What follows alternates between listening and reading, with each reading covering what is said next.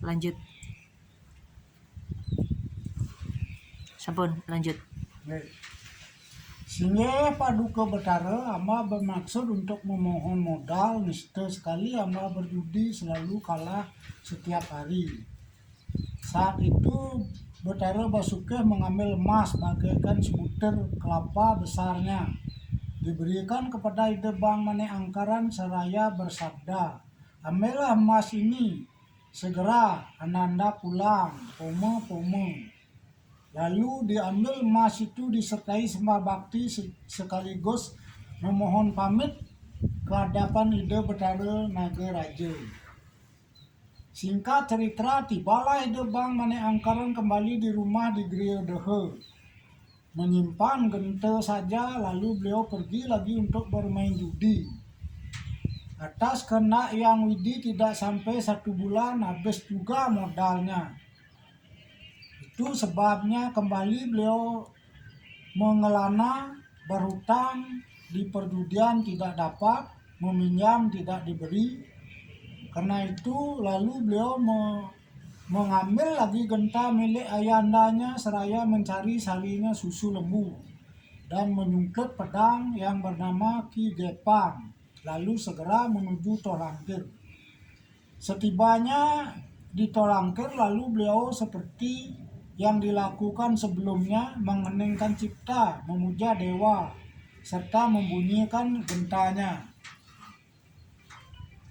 Karena genta itu betul-betul genta utama, gegerlah Ide Sangyang Basuke keluar dari guanya seraya bersabda, "Ah, Sang Bang Mane Angkaran kiranya yang datang.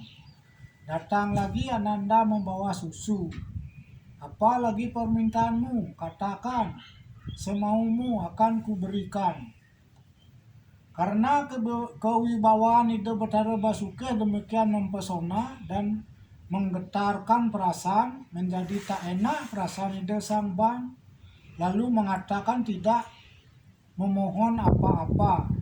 Karena demikian, kata Ide Sang Bang Mane Angkaran, lalu Ide Betara berganti rupa kembali menjadi ular naga besar, seraya meminum susu lembu tersebut.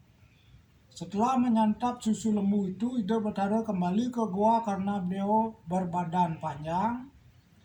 Ketika bagian kepala beliau sudah tiba di tempat peraduan, maka bagian ekor beliau masih berada di luar gua. Dilihatlah oleh Ide Bang Mane Angkaran ekor Ide Betara menyala karena di tempat itu terdapat intan yang sangat besar dengan berbagai ratna mutu manikam beralaskan emas dan mirah yang menyala gemerlap. Ketika itulah muncul rasa angkara loba Ide Bang Mane Angkaran, disusupi oleh nafsu tamak untuk memiliki permata itu. Lalu beliau menghunus pedang yang dibawanya yang bernama Ki Gepang, segera memenggal ekor Ide Sangyang Nagaraja sehingga terputus permata intan yang ada di bagian ekor, yang segera diambil dan dilarikan oleh Ide Bang Mane Angkaran. Karena demikian tingkah Sang Bang Mane Angkaran, tak terkira murkanya Ide Betara Nagaraja sebab merasa ekor beliau terluka. Lalu beliau kembali berbalik keluar gua. Dilihatlah oleh beliau busana beliau dilarikan oleh Ide Bang Mane Angkaran. Segera beliau menyemburkan api yang mengikuti arah perjalanan Ide Bang Mane Angkaran, yang kemudian terbakar habis menjadi abu. Tempat itu belakangan bernama Cemara Gesang dan menjadi lokasi Pura Manik Emas di Besakeh. Sementara itu, di belakang hari pedang milik Ide Bang Mane Angkaran ditempatkan sebagai pusaka junjungan di Pura Dalam Lagan, Bebalang, Bangli. Diceritakan Ide Empu Bekong gundah perasaan beliau karena putranya lama tidak pulang ke rumah. Desa-desa ditelusuri mencari putranya, namun tidak juga ditemukan. Segera beliau mengeningkan cipta karena kesaktian beliau terlihat oleh beliau putranya sudah menjadi abu. Segera beliau pergi menuju Bali,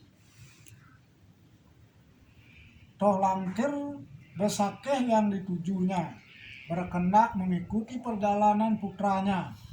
Tidak dicitrakan di jalan, tibalah beliau di Besakeh. Di sana beliau melihat onggokan abu, sementara sebuah genta berada di sebelah abu itu. Segera diketahui dengan jelas bahwa genta itu adalah milik beliau yang bernama Ki Brahmara. Jelas sudah abu itu merupakan jasad putranya. Di sana beliau kemudian menumpahkan rasa duka citanya seraya berpikir-pikir. Jelas meninggalnya Ide Bang Mane Angkaran disebabkan perbuatannya yang tak terpuji, disembur api oleh Ide Sang Hyang Nagaraja. Kemudian diambilnya genta Ki Brahmara yang sakti itu. Karena sudah jelas diketahui, maka beliau kemudian melanjutkan perjalanan berkehendak untuk menghadap Ide Sang Hyang Basuke. Setibanya di depan gua seperti sebelumnya, beliau kemudian duduk melakukan pemujaan utama, memohon kehadapan Ide Sang Hyang Basuke. Lama sudah beliau melakukan pemujaan, lama beliau menunggu, tidak juga keluar Ide Sang Hyang Basuke. Disebabkan demikian besar amarahnya, ingat diperdaya oleh suara genta. Itu sebabnya beliau Empu Bekung melanjutkan lagi puja astutinya dengan menguncarkan aste puja Basuke Setawa dan Utpeti Setiti mantra. Diiringi dengan suara genta beliau. Karenanya barulah Ide Betara keluar, dilihatnya Ide Empu ada di sana yang kemudian merangkul seraya mengaturkan sembah panganjali agar Ide Betara memberikan anugerah dan berkata, "Om Paduka Betara, ampunilah anak hamba, tahu betul hamba akan perbuatan anakku yang demikian tak berbudi dan tak terpuji. Bila mana berkenan, sudilah Betara menceritakan perbuatan anak hamba itu." Lama Ide Betara berdiam diri, mukanya cemberut, menunjukkan kekesalan perasaannya yang tak terhingga.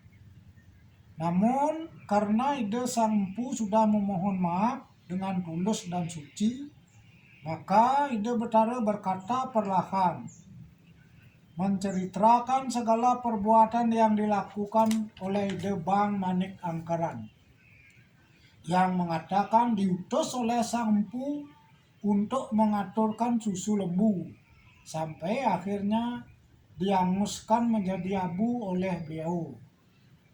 Manakala Ide Empu mendengar cerita itu oleh Betara, meleleh air panon Ide Sang Empu Bekung, dan sesudah Ide Betara selesai bersabda, beliau kemudian kembali mengaturkan sembah seraya berkata, "Singgih apa kulon Paduka Betara, demikian besar memang dosa anakku itu, namun rupanya dia sudah menjalani kematian, habis sudah dosanya. Inggih hamba sekarang memohon anugerah Pakulun Betara, sudilah kiranya Paduka Betara menghidupkan kembali Manik Angkaran, karena dialah anak hamba satu-satunya sebagai pewaris keturunan yang akan melanjutkan keberadaan hamba kelak. Bila mana dia nanti hidup kembali, hamba akan menyerahkan dirinya kepada Paduka Betara agar menghamba di sini sampai kelak kemudian hari." Mendengar atur Ide Sang Empu Bekung sedemikian itu, merasa sedikit malu Ide Betara seraya bersabda, "Ah Sang Empu, bila demikian permintaanmu, aku dengan suka rela menghidupkan anakmu. Namun agar sudi kiranya Sang Empu menyambung kembali ekorku."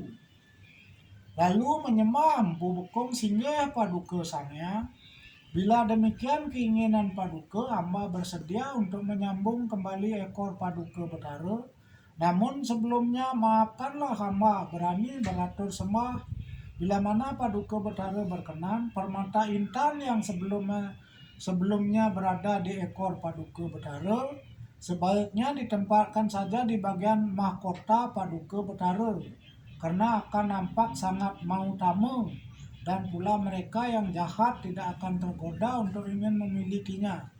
Dan juga bila mana masih di bagian ekor, di samping terlihat nista, juga membuat Paduka Betara tidak bisa terbang karena keberatan di bagian ekor Betara.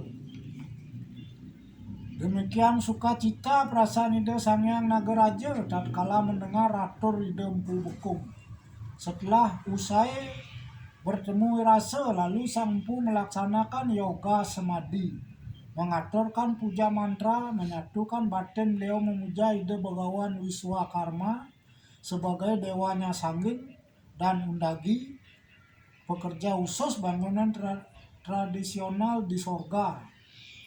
Seusai sempurna puja stuti serta permohonan beliau, segera beliau membuat gelung mahkota dengan hiasan candi kurung, garuda mungkur dengan anting-anting bergundala dan memakai sekar taji. Demikianlah indahnya memang kalau dilihat gelung tersebut. Singkat cerita, selesai sudah gelung agung itu kemudian dipakai oleh Ida Betara Basuki. Memang demikian menakjubkan, nampak semakin berwibawa, mempesona Ida Betara, dan juga beliau sekarang bisa terbang. Demikianlah sukacita hati Ida Betara Nagaraja. Karena itu segera pula Ida Betara menghidupkan jasad Sang Bang Manik Angkaran. Didahului dengan puja stuti weda mantra, perlahan-lahan Ida Sang Bang Manik Angkaran bangun seperti baru habis tidur layaknya, hidup seperti semula. Dan ketika sadar beliau cepat lari. Tempat itu kemudian bernama Pura Bangun Sakti. Segera Ida Sang Bang diikuti oleh ayandanya, kemudian dipegang dan diajak untuk menghadap Ida Betara Hyang Basuki.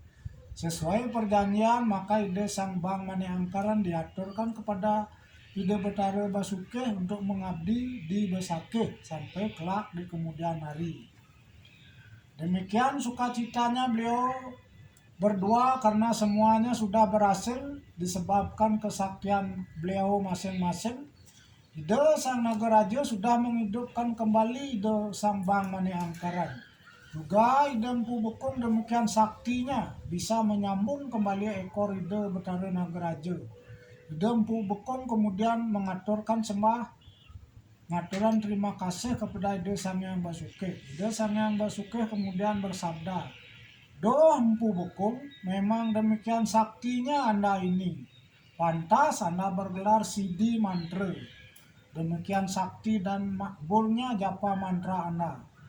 Sejak sekarang tidak lagi Empu Bekung nama Anda, namun Dangyang Sidi Mantra nama Anda Sang Pandita Utama.